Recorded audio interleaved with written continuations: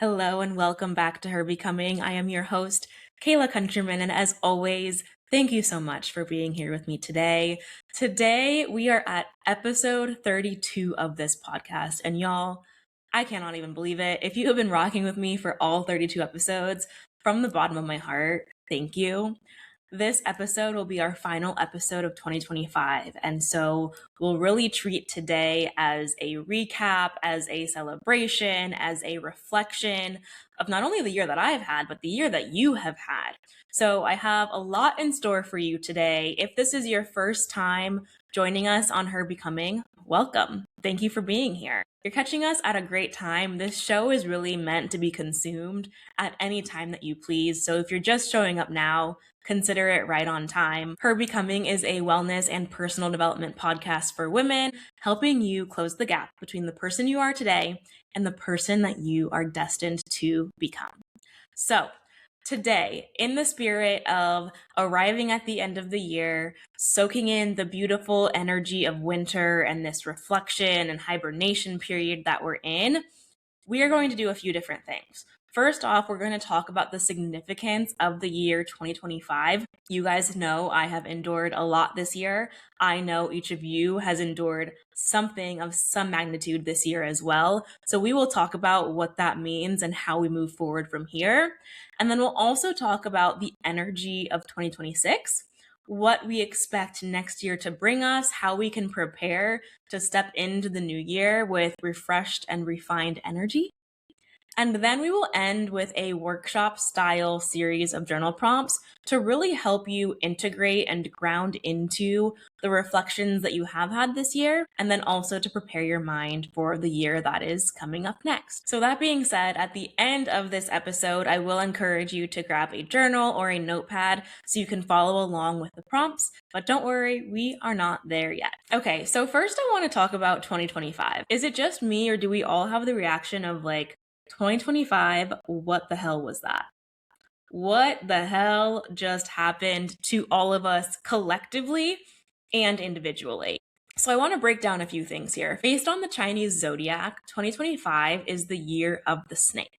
When we think of a snake, what does a snake do? A snake sheds, it releases. So this year really set us up to release the things that no longer serves us.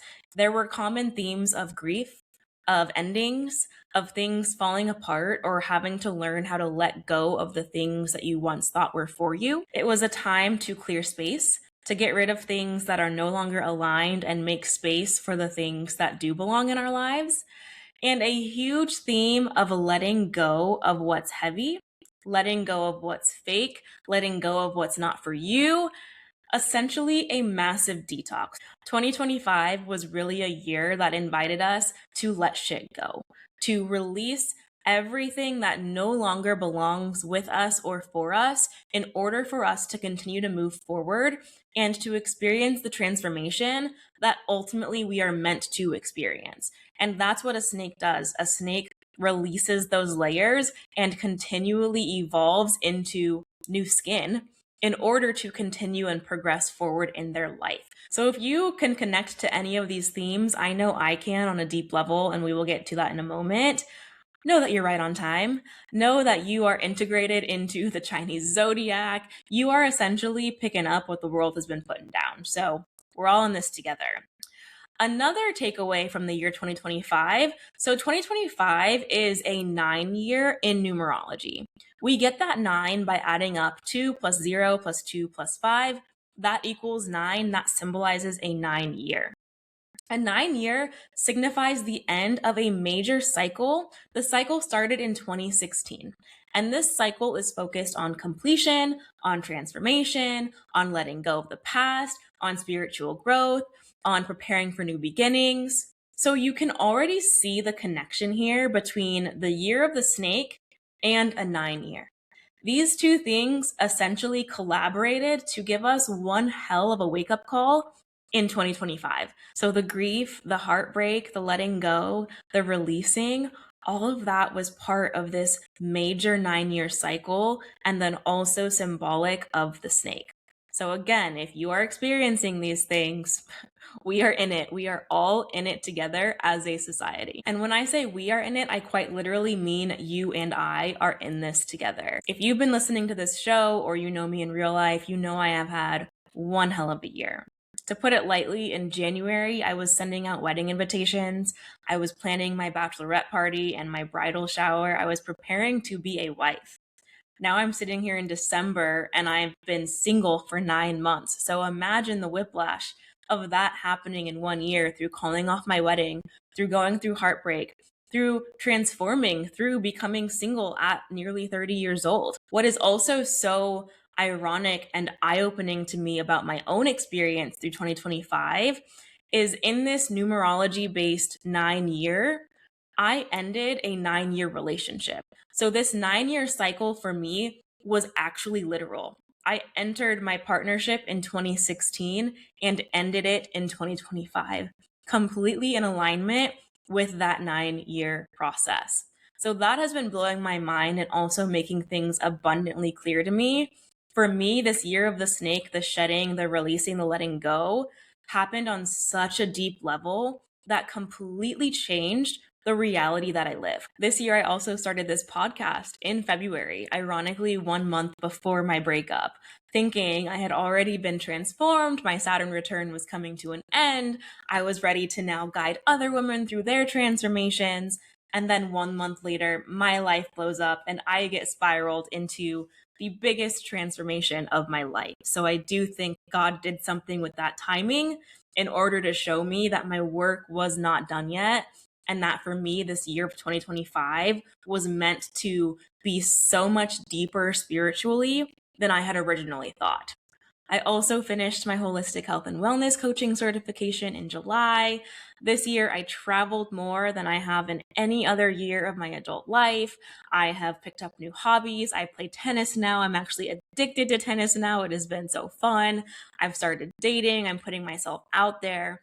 And so when I think of the January version of myself, who, yes, I was planning a wedding. Yes, I was preparing to be a wife. And those things are typically romanticized.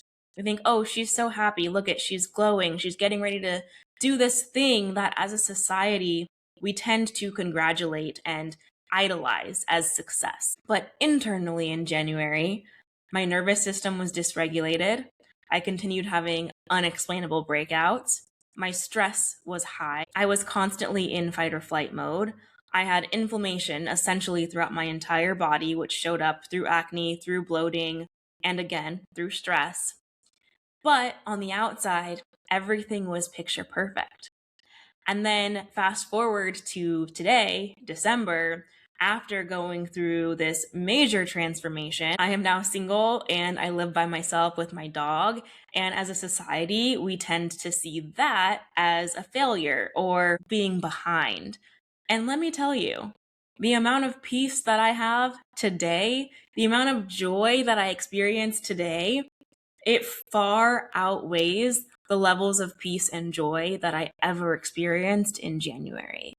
If you haven't listened to my episodes about calling off the wedding and going through heartbreak, those are episodes 9 and 10 of the podcast. Highly recommend going back if you're curious. But what I really want you to take away from this is, oftentimes it is the scary, intimidating, fear-provoking transformations that help us arrive exactly where we are meant to be. That is the greatest lesson that I learned this year. And I think it is so beautiful that I learned all of this in Year of the Snake and also a 9 year, symbolizing this large release and this large letting go. Because to me, that's a reminder that I'm not behind. My life is right on time. I am living in alignment with nature, with seasons, with cycles. As a spiritually guided person, that's what I want. I want my life to be led by God, led by higher powers. I want to live in alignment with seasons and cycles and the stars and the planets and the sun. I think it's so beautiful as a human to be integrated in that way. So that was 2025 for me in a nutshell. And I want you to just take a moment to think about what happened for you this year. What were you called to release this year? What huge challenges shaped your 2025? What did you go through this year? We will take a deeper dive into that at the end of this episode. As I'm explaining the year of the snake and this 9-year cycle of numerology, what comes up for you? I just want you to start noticing what experiences this year really shaped the person that you've become. Okay, now let's talk about 2026 and moving forward and taking our energy into the next chapter of our life. So, sticking with the theme of the Chinese zodiac, 2026 is the year of the horse. The horse is symbolic of moving forward, of movement, of momentum, of energy, of new beginnings, alignment, stepping into your truth, all of this forward motion. Power, opportunity, confidence, moving in the right direction. 2026, it's a fresh start.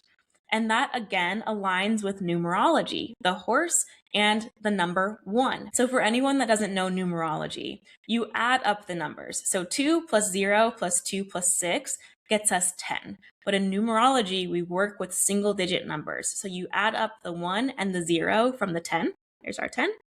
And you get 1. So 2026 is a 1 year, symbolizing new beginnings, symbolizing the start of a new cycle. Again, how beautiful that the horse and the 1 align just as well as the snake and the 9 did. So here is what we really want to call in for 2026. We want to take advantage of that momentum and that magnetic energy to start bringing our desires to the forefront, to start engaging in relationships that serve us, to start the projects and the passions that light our soul on fire, to start doing the things that we always said we were going to do. Because the energy of a 1 year and the energy of the horse is forward. We shed this year, we grieved this year, we let go this year. We have made space. 2026 is all about now taking that space and putting in what belongs. So let's think of 2025 as a container of blocks. 2025 taught us to take out every single block that did not serve us one by one by one. Now you have much fewer blocks to work with only the blocks that actually serve you remaining. Those could be good habits, those could be your people that fill your cup, those could be your hobbies, your passion project. Those blocks get to stay. But guess what? Now we have all of this new space to put new blocks in. So what are those new blocks that you want to fill your life with? New habits, new routines, new people, a new job, a new career path, a business, a passion project. Now is the time to start thinking, what do I want to put in my bucket for 2026? You are naturally going to feel the energy of that year of the horse propelling you forward. But it does require action and intention on your end to start identifying what that looks like in your unique life. So for me personally, I already feel this shift coming. And the Chinese New Year is in February, so it also is a little bit different than our traditional New Year. We will be rocking with the snake energy through January. Hate to break it to you, but I can already feel myself gearing up for this year of the horse that we will get to experience in February. My creativity is coming back. My desire to grow my business and build this podcast community is on fire. Like, I have such a clear and intentional vision for 2026, and I cannot wait to bring it to life. I feel blessed beyond belief to have the people in my life that I have.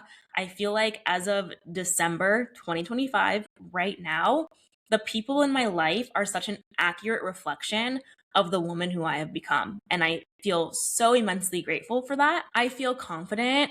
One thing about your entire life blowing up and going through a breakup after a long-term relationship, the glow up. The glow up that comes after in your newfound single life, there is nothing quite like it, ladies. So I'm so confident. I feel the most confident I've actually ever felt in my adult life. And dating as a confident woman has been an incredible experience because you literally feel like you are ready to ask for and receive what you actually want in life. And starting over feels exciting. I feel like this is the energy of the horse, where starting over no longer feels like this really sad, depressing thing that it once felt like. Now starting over feels like a fresh start, an opportunity to begin again, like a butterfly coming out of the cocoon. This whole podcast name, Her Becoming, I talk about this sometimes, was really inspired by the journey of a butterfly. And I feel as though the year of the snake for a lot of us was a cocoon season. It was inward, it was letting go, it was preparing, it was hibernating and getting ready to receive what was coming next. And now I'm thinking of this year of the horse and this momentum that I feel combined with starting over, starting fresh, turning 30 this year for me. It was really a chance to prepare me for that butterfly season. And so, however it resonates with you, I want you to start leaning into that energy. Start calling in the momentum of the year of the horse, the forward push. Even though we still have a couple of months before we arrive there, start soaking it in now. Start preparing by identifying, what do you want your life to look like next year? What do you want your life to look like in 3 years? What are you holding on to right now that needs to stay in the year of the snake? What needs to be shed and let go of so that you can fill your bucket, fill up those blocks with things that actually bring you joy? And I can't talk about the new year without also reminding you that our traditional new year starts in January, in the dead of winter. So this isn't an episode that's encouraging you to reinvent your own life in the dead of winter. Last episode, we talked about seasonality and how this is really the season to slow down. This is all coming back to intention. It's coming back to noticing, what do you want to hold on to? What do you want to let go of? And how can you prepare to reemerge? So we have Year of the Horse coming in February. Then we have the spring equinox and Aries season coming in March. Those are really our times to full force move forward. So how can you utilize the energy of December and January? So now I'm going to walk you through a series of journal prompts that'll really help you ground into the releasing of 2025 and the receiving of 2026. So this is a great time, if you are able to do so safely, to grab a journal, grab a notepad, get cozy, and journal and follow along with me. If you are not able to do that right now, if you're walking or driving or out and about, that is totally fine. You can listen to these prompts and start getting your wheels turning. And I will place these prompts in the show notes for you so that you can revisit this at any time you'd like. As I guide you through these prompts, please feel free, pause the video as you need, take as much time as you'd like. And again, no, you can always revisit these. I want you to, above anything, be honest with yourself. Trust that the answer that arrives is the answer for you. There is no right or wrong answers when we are doing self-inquiry. Trust what comes to the surface and put pen to paper. Even if you aren't able to do so at this moment, I do highly encourage you to come back to these, pen to paper, write down your answers, and put them somewhere where you can revisit them as a reminder of what you intuitively are releasing and calling in this time of year. All right, let's begin. What situation in my life this past year challenged me the most? What did I learn from it? What situation in my life this past year challenged me the most, and what did I learn from it? Again, a reminder to hit pause so that you can complete that prompt or think about it in between each of these questions. Number 2, what parts of myself am I currently shedding or leaving behind? What parts of myself am I currently shedding or leaving behind? This question is very Year of the Snake coded.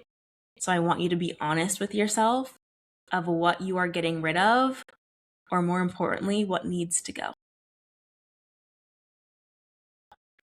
What habits or beliefs no longer serve me, and how can I begin to release them?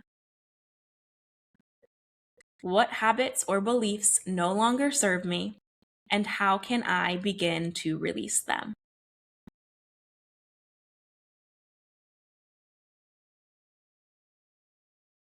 Number 4, when did I feel most aligned, confident, and in flow this year? What did those moments teach me? I'll repeat it. When did I feel most aligned, confident, and in flow this year? What did those moments teach me? Number 5. What accomplishments, big or small, am I most proud of myself this year? Again, what accomplishments, big or small, am I most proud of myself for this year?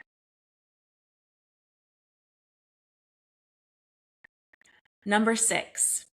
What am I holding on to that needs to be let go of in order to fully step into the woman I'm becoming? Repeat. What am I holding on to that needs to be let go of in order to fully step into the woman I'm becoming? You may notice similar themes here with shedding, letting go. If your answers feel repetitive, the point here is to show you with a bright light, reflect back to you. What is coming up here? What are the themes? What is clearly asking you to be released? Number 7, how do I want my life to feel in the new year? How will I call in this feeling? Again, how do I want my life to feel in the new year?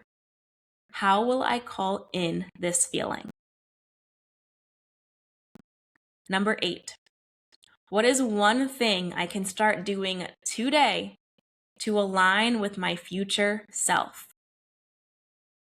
What is one thing I can start doing today to align with my future self? And number 9, our final prompt, how will I show up differently next year than I did this year? What do I hope to achieve, or who do I hope to become by doing so? I'll say that again.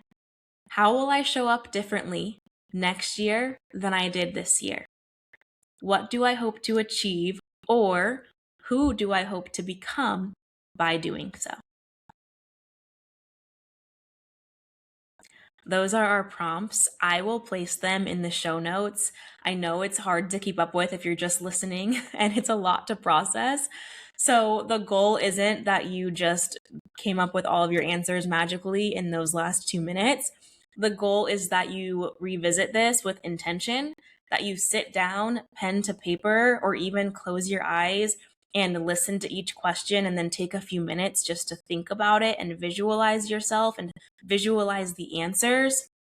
But this episode was really meant to serve as a wrap up, to serve as a reminder that you don't need to change your entire life right now, but you do need to bring some intention into the life that you're living. There are probably some things that need to shift. There are some things that are asking to be released that you have a death grip on. And there are things that want to come into your life in this next year that will not be able to unless you create the space. You have to create an environment for growth. If you want a flower to grow, you need the right soil, you need to water the plant, you need to do the things to nurture the environment to create the result. Same thing with us as humans. We cannot step into the future that we are meant to live if we are constantly holding on to the past. So I hope that today was a reminder that we are all snakes and horses. We are all going through something as human beings. We all had a hard year in some way, shape, or form. Everyone's year looked different, but every single person that you know and every single person that you encounter went through some shit this year. I don't know a single person that was just like, oh, this was the easiest year of my life.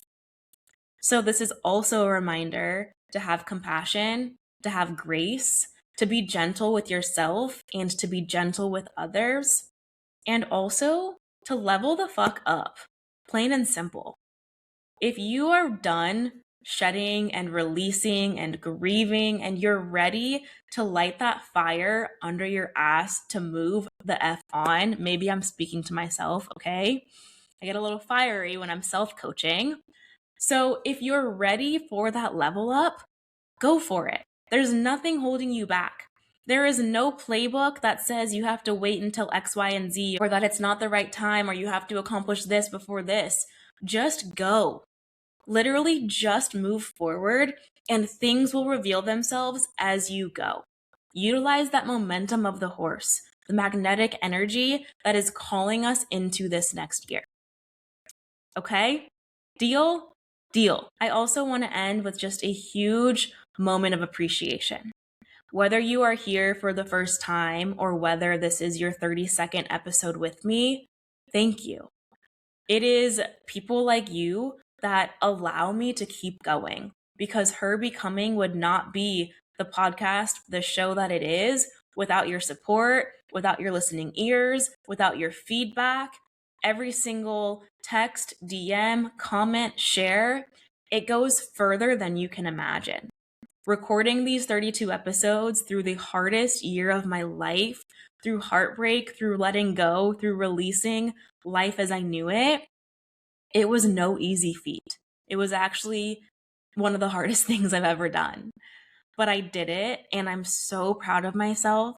And as we wrap up the last episode of this year, I just have an immense sense of gratitude for every single one of you. I'm so excited to keep bringing you this show in 2026. We will be coming back in January with more episodes, more topics, more heart-to-heart conversations.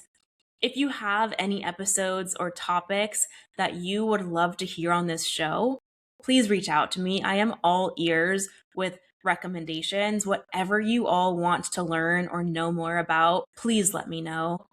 I will be spending my holiday break planning out and batching these episodes, so your feedback and your input would really go a long way. Okay. As always, share this episode with someone you love, post on social media, tag me, rate, review. I love y'all so much. Thank you for being here. I will see you in 2026. I can't believe I'm saying that. And until then, happy holidays and be well.